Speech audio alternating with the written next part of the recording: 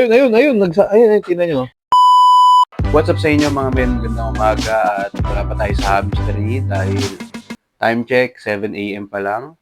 At hindi pa ako dun pupunta, mamaya pa yun mga men. So ngayon, gagayak ako papasok sa trabaho. No? Pero kanina, around 6:30 or pagising ko, mga men, nagpa-ship out tayo ng 50 pieces na hamsters papuntang Santa Maria, Bulacan. Ayun nga yung nabanggit ko sa inyo sa nakaraang video na inawat namin ni Tata yung total of 76. Ang order lang sa atin is 50. Tapos yung 26 pieces, tinabi muna natin. Mamaya pagpunta natin sa hamstery, ibibreed natin yung project Kuya J number 4 at saka yung number 7. Yung black-eyed white yata yun at saka yung tortoise shell.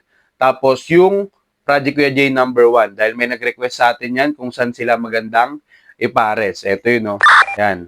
Ayan yung request nila. So, ayan yung gagawin natin mamaya. And sa tingin ko, yung mga male breeders naman na sinabi nila dyan na ibabangga dun sa Project Kuya J na na-request nila is meron tayo. So, ayan nga mga men. Kung bago ka pa lang dito sa channel ng Kuya J Hamstery, ako si Kuya J. Nag-upload ako ng mga videos patungkol sa hamster, growth of pet market, at pet shop tours. At ayun nga, kung bago ka pa lang at hindi ka pa nakasubscribe, panginaantay mo, i-click mo yung subscribe button dyan and yung bell notification sa tabi nun para lagi kang updated sa mga nabanggit kong videos na ina-upload ko dito sa channel. At ayun nga, kung nakasubscribe ka na, umpisahan na natin to.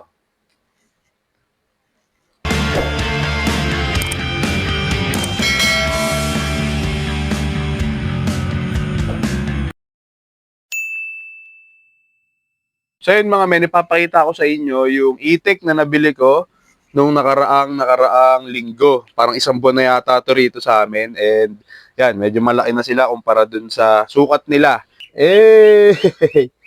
Diba? Hindi ko na ilalabas, baka maglalakad dito. Pero dyan lang naman yan. Yan, baka kasi lumusot dun eh. Yan, dalawa yan eh. Ito yung medyo malaki. Ngayon, lilinisin ko lang yung etchas nila dyan. Tapos, papakainin ko din ng kanin. May kanin pa naman kami tira doon. So, ang kagandahan dito pag nag-alaga kayo ng itik, no? Pag wala kayong pinis na ipapakain, pwede yung kanin dyan, mga men. Kaya, ubra-ubra na din. Ganda pa ng katawan nila. Yan, lilinisin lang natin. Tapos, ako naman yung magagayak. Pasok.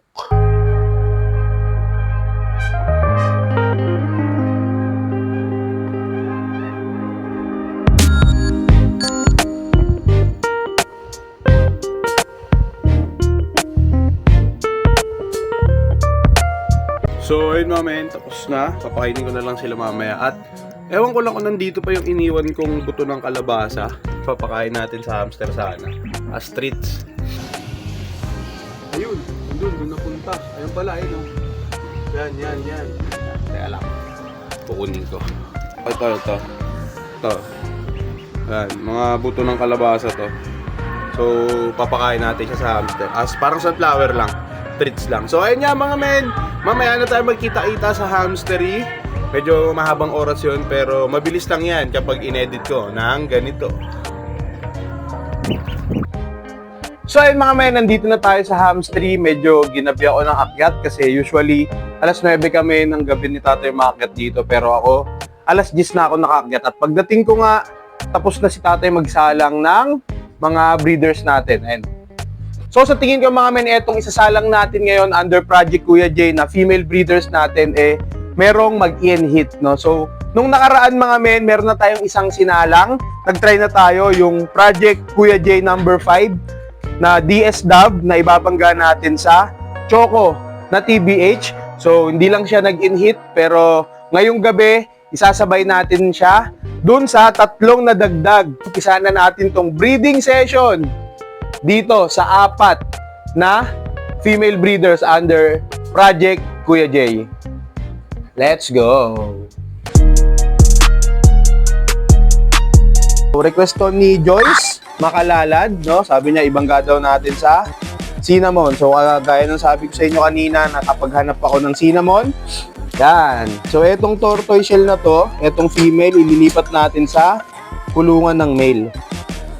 So, unahan ko na kayo mga men, kung sakaling maging successful to, mag-in-hit tong tortoise shell or kung alin man dito sa 4 na female dito, once na mag-success sila, na mag-breed na sila, okay na. Hindi ko na sila bibidyohan ha. Hindi ko na sila bibidyohan. At least alam nyo na nag-inhit yung female. No? So, balikan natin yan mga men. Isa lang muna natin yung tatlo para medyo mabilis tayo. So, ito pa yung isa sa request niya. Yung TBH na white daw. Ipares daw natin sa agouti mga men. No? So, ito nakuha natin is parang banded agouti yata ito na TBH. Ganun pa din, ilipat natin yung babae sa enclosure nitong lalaki mga men. Yan.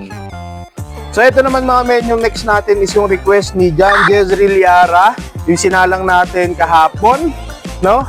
Itong DS Dove, ibabangga daw natin sa TBH na solid choco. So, testing natin. Sana mag-inhit na to kasi kahapon, di ba? Hindi to nag-inhit, no? So, sana ngayon magpa-stud na siya. Para meron na tayong successful pairing, no? Dito sa mga female na inaano natin. Pina-project natin. So, ayan yung TBH natin na choco. Rex din yan. Tapos, TBH pa. So, ito namang huling pares natin para sa ngayong gabi ng pagbibreed natin mga men is ni-request ni Teacher Mark Morillo, no? Yung nagbigay sa atin ng gerbil galing sa Pampanga. Ganun pa rin. Lipat lang din natin yung babae sa enclosure ng lalaki. So, ayan. Yan natin kung mag-inhit to. And sana mag-inhit. At kung mapapansin nyo, wala pang nag-i-inhit sa ngayon, no? Pero magbigay pa tayo ng konting oras sa kanila. Tignan natin kung may mag-i-inhit ngayon sa mga female breeders natin, no? Sa mga project natin. Yan. And sa mga men natin, meron pa tayo ditong tatlong project, Kuya Jay, yung number 2, 3, and 6. Yan. Sa mga men natin dyan, mag-comment kayo dyan kung sa tingin nyo saan pwedeng isa lang yung natitirang tatlo natin. And sa mga nakapag-request na mga men, enough na yon, no? Bigyan naman natin ng pagkakataon yung iba na makapag-request na ang gusto nilang ipares yung natitirang tatlo dito, no? And pwede, saan namin makikita yung itsura nung natitirang tatlo? Eto mga men, panoorin nyo tong video na to. Diyan ko pinakita yung mga itsura ng Project Kuya J hamsters natin. Etong 7 breeders, no? So yung tatlo, diyan nyo rin sila makikita. Gusto pa yatang lumabas ng enclosure. Mukhang hindi to in-hit, no? Dahil gusto niyang lumabas. Dito, wala din. Di rin nagpapakita ng sinyalis na interesado sila mag-breed. Etong female. Tapos dito, parang nagsusungit yung female, no? Inaaway-away niya yung male. Tapos dito, wala rin. Wala rin nangyayari. Ayun. Ayun, tingnan nyo. Sumusubok yung yung male na isa. Yan. Pero parang hindi pa in-hit talaga eh. Parang hindi pa in-hit etong female natin. Ayun, kinukulit siya oh. Kinukulot siya ng isang male eh. Ayun. Ito, dito. Dito wala rin. Parang kinukutuhan lang eh, no? Ayan. Dito wala talaga. Ayun, nag-away na sila. Ayan, nag-away na. Ayan. Kung in-hit talaga yung female natin ngayon, mga men, wala pang ilang minuto, sabihin natin 2 minuto lang, kung talagang in-hit sila ngayon, talagang meron na mag-i-in-hit dyan eh. Meron nang magpapabarako dyan eh. Pero sa tingin ko ngayon, parang wala. Parang 0 na naman tayo ngayon sa second day ng pag-breed natin dito sa mga Project Kuya J. Pero sa mga susunod na videos mga men, ay ang breeder na yung gagamitin natin sa kanila. So sa tingin ko wala talaga dito mga men. Mukhang negative tayo ngayong gabi.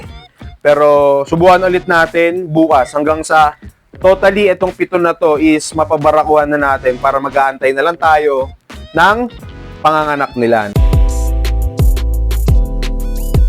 So ayun nga mga men, napaghiwalay na natin yung male and female breeders dahil wala naman nag-inhit ngayon na females natin, no? So, yan, pinaghiwalay ko na kasi mag-aaway lang yon, katagalan. At ayun nga, sa mga men natin na gusto pang mag-request ng pairing nitong tatlong natitira dito sa atin, kailangan nyo gawin mga men, panoorin yung video na to, tapos mag-comment kayo sa baba kung sa tingin nyo saan maganda ipares etong natitira, yung Project Kuya J number 2, 3, and yung number 6. Then, yon, susubukan nating hanapan ng male breeders dito kung may available. At ayun nga mga men, nag-umpisa yung video natin kanina, parang around 7 or 8 a.m. yon. Tapos ayun, patapos na tayo. No? Shoutout pala dun sa customer natin kanina na pinag-deliveran natin ng 50 pieces Syrian hamster na taga Santa Maria. At kung kilala nyo kung sino, comment nyo dyan sa baba. At ayun nga mga men, kung umabot ka sa dulo ng video na to at hindi ka pa nakasubscribe, ano pang inaantay mo, malapit na matapos yung video,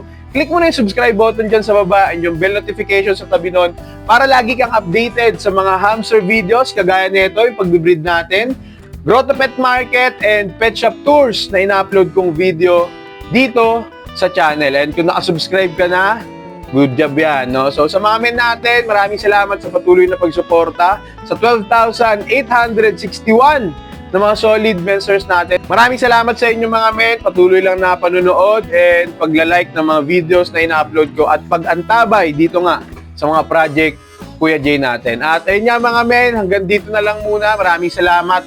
Ako si Kuya Jay at magkita-kita tayo bukas.